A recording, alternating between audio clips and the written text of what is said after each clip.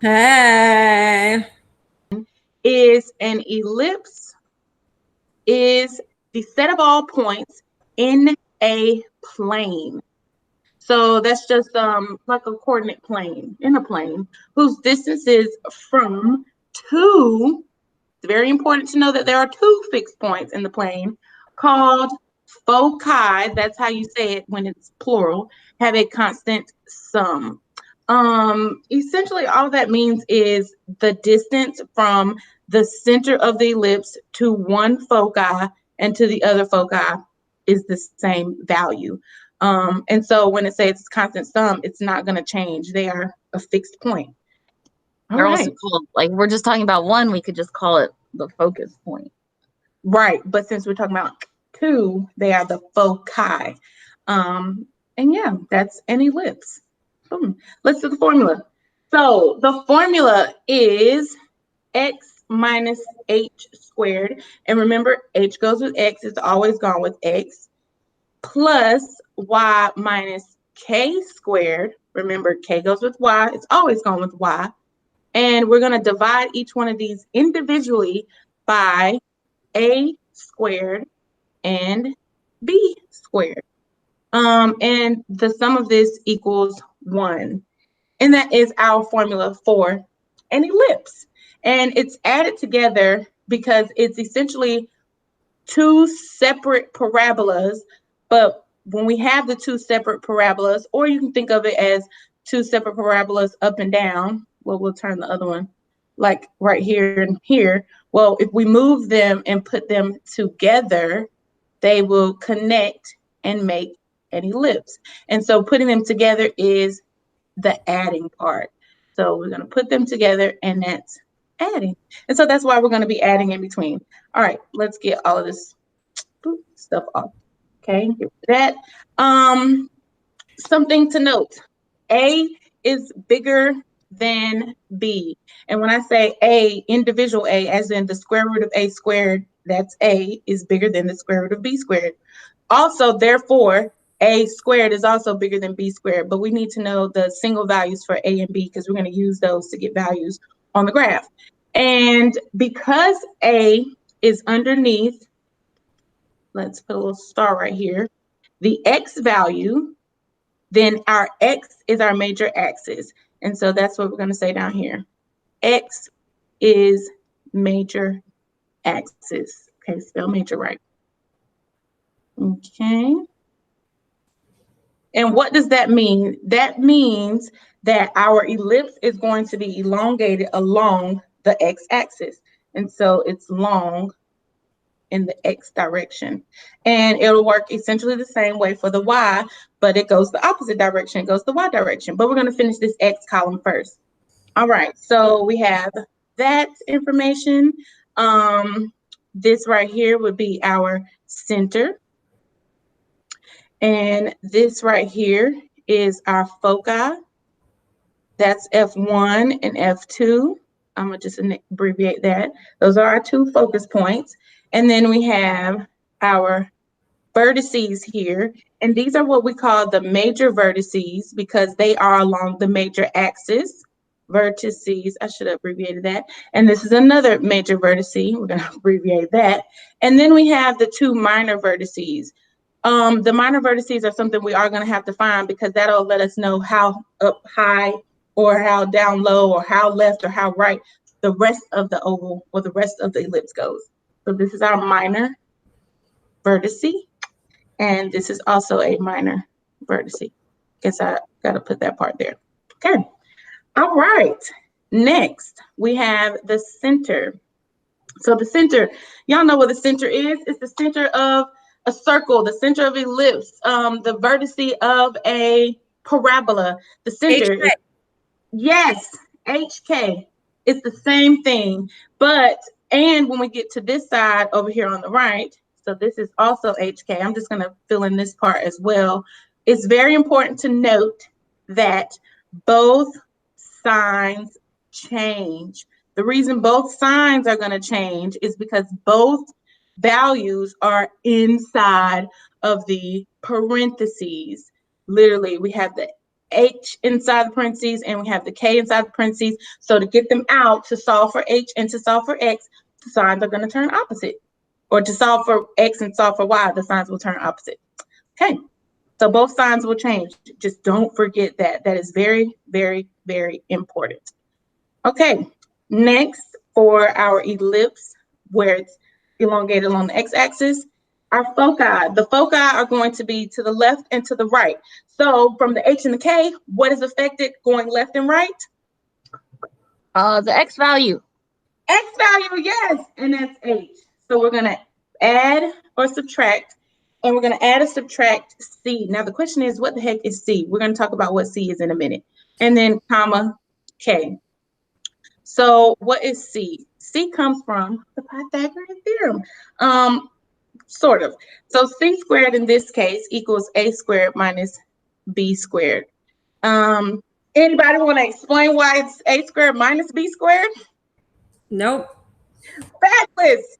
Just And the know way it. though, I have a trick of the way I remember it. Since it's plus in the formula, it's minus when I do A squared. And that's how I remember as well. Since it's plus in the formula, it's going to be minus when you're solving for C. Like, it just, you are used to doing A squared plus B squared. It's not that way this time with an ellipse. And we just didn't tell you why, but just know it's not. All right, and then we have our major vertices. So that, make sure you add or subtract to the C value or to the H. In other words, if it's the X way, you're going to add or subtract to X. If it's the Y way, we're going to add or subtract to the Y. But we'll do that part in a minute. Our major vertices, everything is being affected along the X axis, if you notice. So all of our major points are along the X axis. And so that X value is all that's going to be affected. So we now want to add or subtract A to get to our major vertice. K stays the same. And then we're going to, for the last one, since now we're finally going to the minor axis, that is when we finally mess with the K. All right, so can you label the A and the B on the diagram? Yep, that is exactly the next step. So major X, or the major vertice, we're going back to the foci. The foci is where you're going to add or subtract your C value. So this is minus C, we're going to the left, plus C, we're going to the right. Okay, and now let's get another color. Let's do orange. Okay, major vertices, that is where we are going to add or subtract to get to our major vertice. And that is your A, and that's minus an A, and this would be plus A. And then one more color. Oh my gosh, this graph is getting real, I think it's Beautiful. cute. Thank you. Last one, minor vertice. Well, this time we are going up and down. And so when we go up, that is our plus B value. And when we're going down, that is our minus B value. So A, B, C, we just got to figure out which one goes with which. Foci, I remember, is C. Major, I remember, is A. And then it's like, well, okay, I've used A and C, then what's B? Minor is the B. That's just kind of how I remember it. Okay. And it's going to make more sense when you do a full-on example. The rest of this chart, let's see, change it back to purple. When we have it the opposite way, or essentially, okay, let's start with the equation. X minus H squared plus Y minus K squared. Notice I'm starting the exact same way, divided by, and individually. This time I'm going to switch it. B squared is underneath the X, and A squared is underneath the Y. But remember, A is still bigger than B. B is first. That doesn't mean B is now bigger. No, A is still bigger. So what in the world does that mean? Since A is underneath the Y this time, Y is your major axis. And so our ellipse is elongated along the y-axis. And it works the same way. We have this center, put a little C. We have this foci 1, and we have foci 2, and then we have the major vertice, and we have this major vertice, and all of that's along the y-axis, and then you get this random little minor vertices that you have to find as well. Minor vertice. All right, and remember again, it's elongated along the y. Okay, so fiddling in the rest of this, H and K, it's kind of, if you think about, instead of trying to remember everything on the chart, just think about what is happening. Since we are going up and down from the center to get to our focus, then we also have to go up and down. And if we're going up and down, that is dealing with the Y value. And in our circle HK, the Y value is K. So H stays the same. So K up and down plus or minus C is the same C from over here, same exact C. C squared equals A squared minus B squared, same situation. Why? Because like Ms. Willis said, we're adding.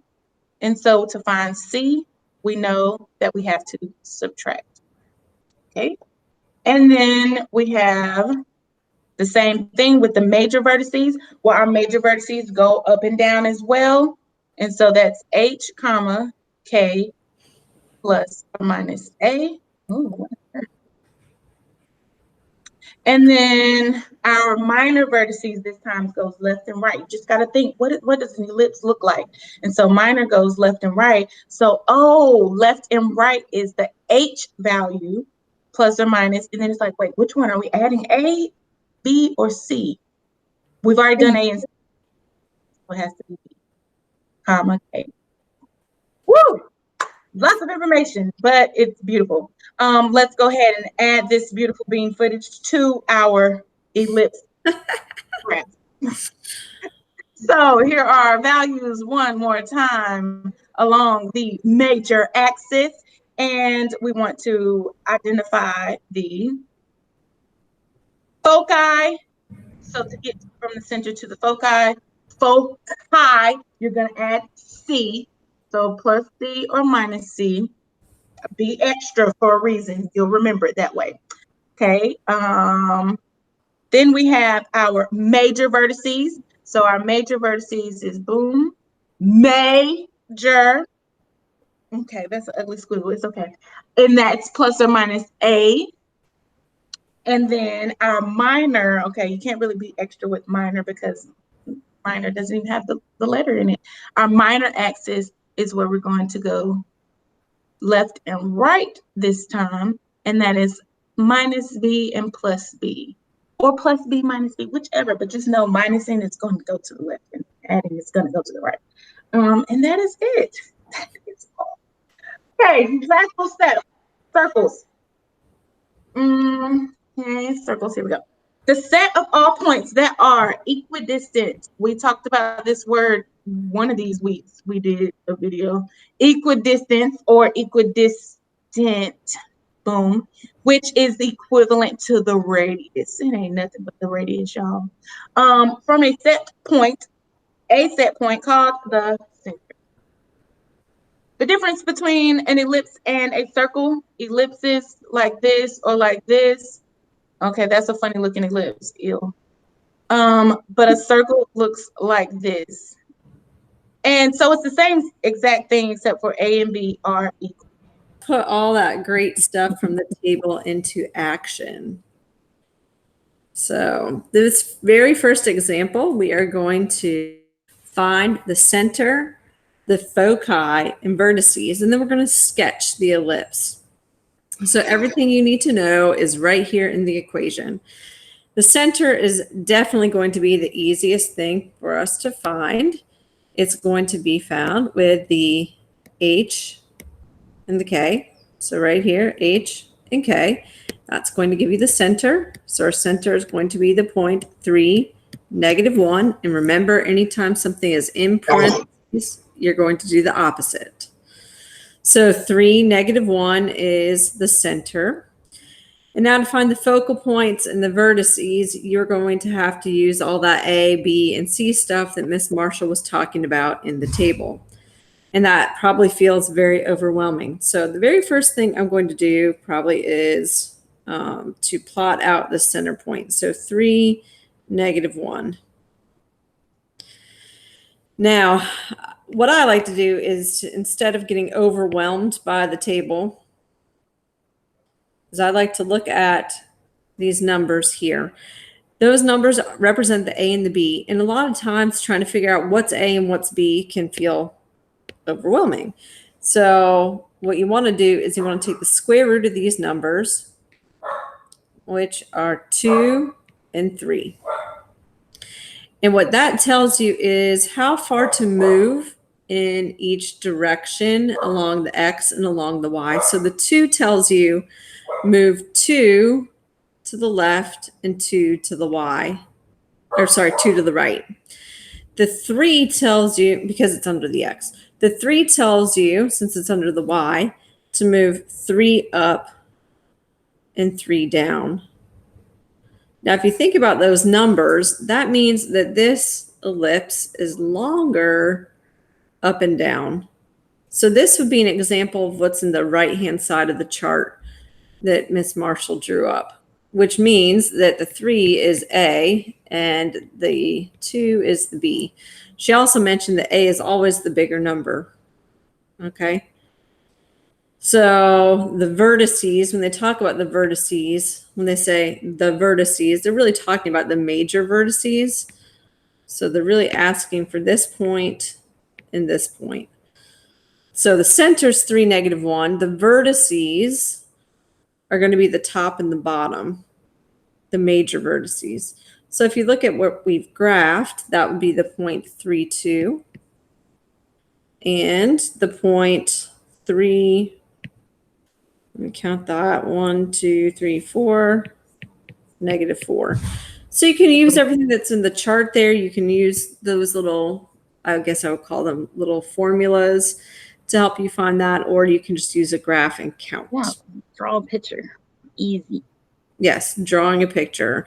I'm a big fan of drawing pictures because I don't like to memorize stuff. So I usually just draw. Dog barking. That one's not my dog. Somebody ain't a fan of remember something. That's my nephew dog. All right, and then focal points. So anytime you're doing the focal points, remember this C means we need to find C. So we do need to remember, this one we do need to memorize, C squared equals A squared minus B squared. Now these numbers that I highlighted in pink, those are your A squared and B squared. And the only way to subtract them is to do the big one minus the little one. So C squared is going to equal 5. So C equals the square root of 5. So the focal points are going to be above and below the center because this is a vertical ellipse. And if I'm graphing this, you might say to yourself, I don't know where the square root of 5 is. You do know where square root of 4 is. That's 2. So I'm going to estimate that's a little bit more than 2.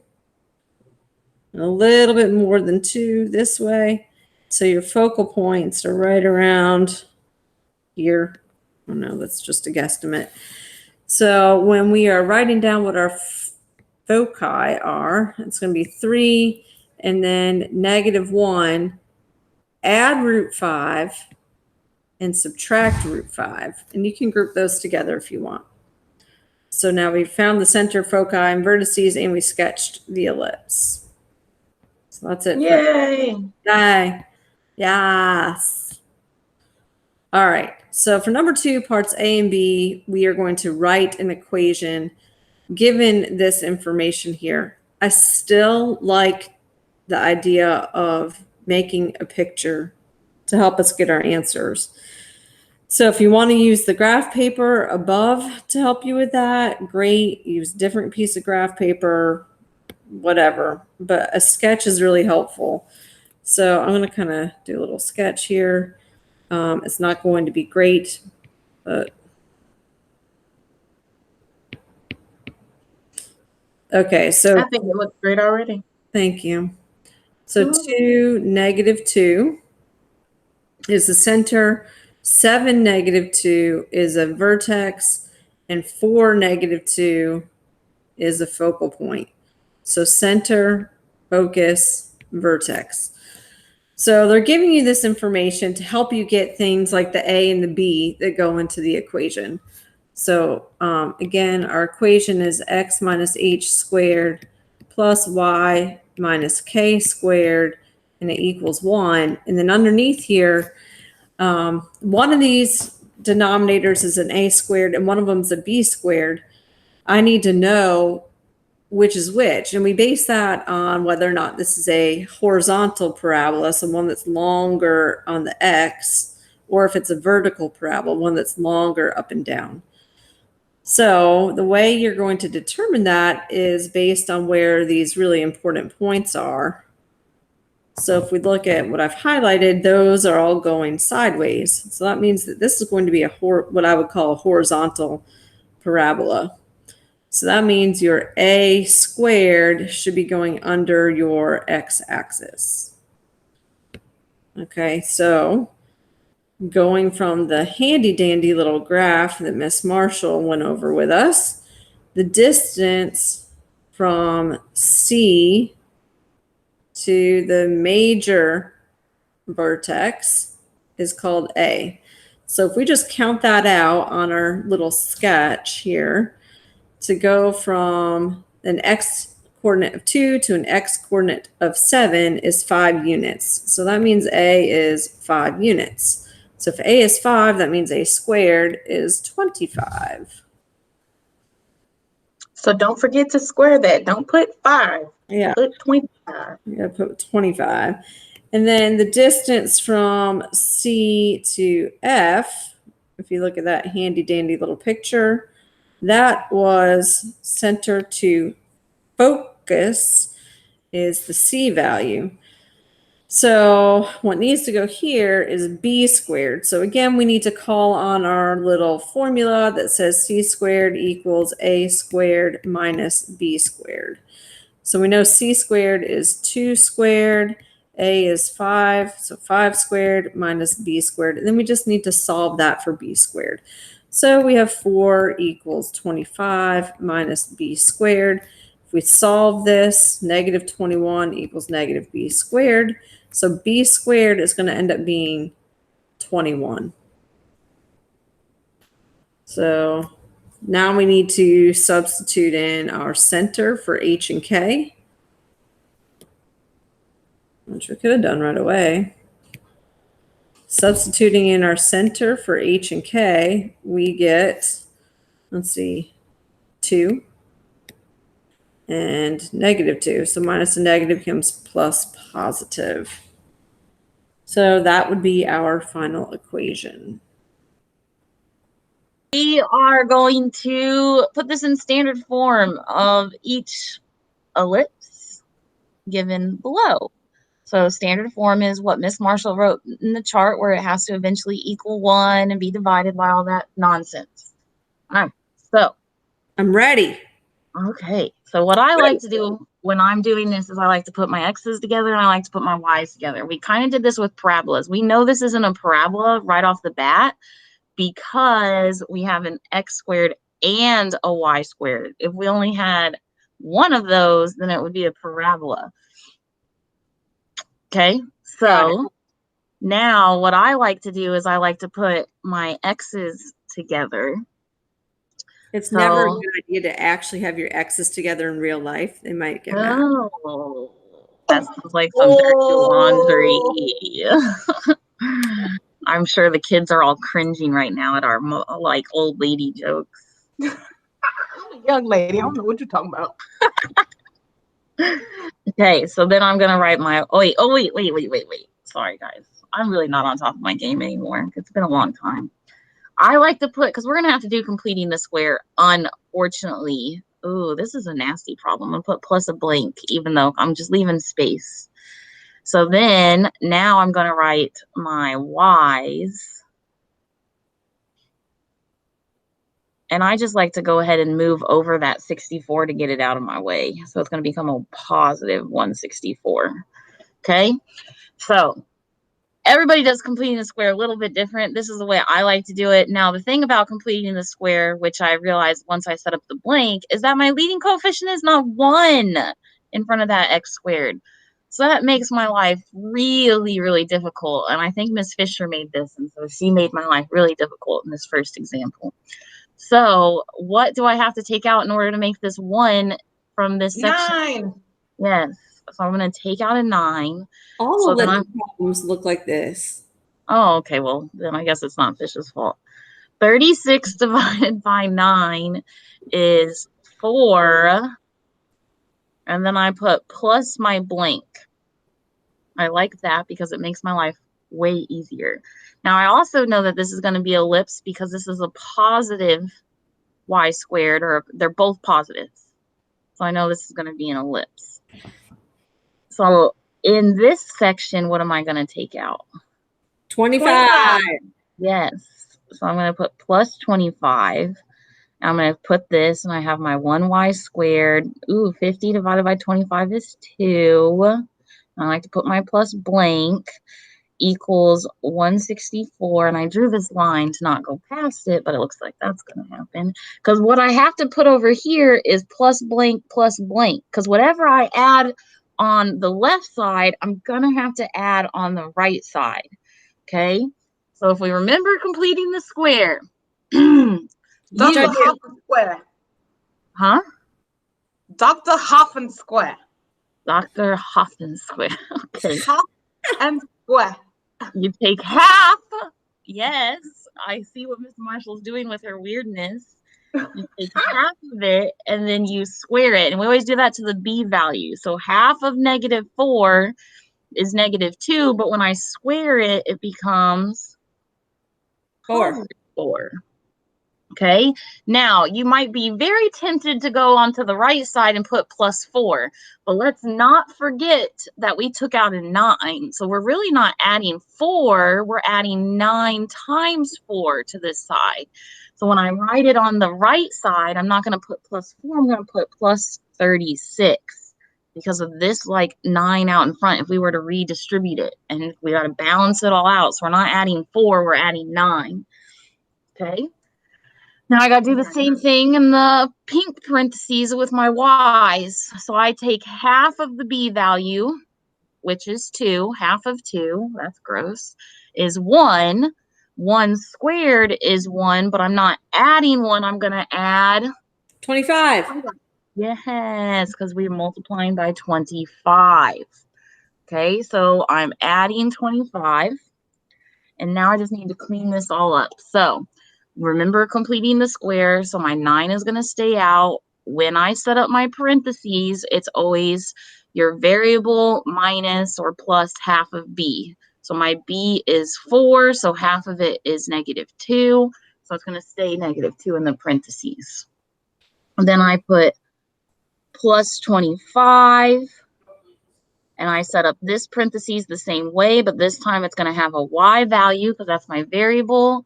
Half of b is 1. And this equals, I have no clue what this equals. 164.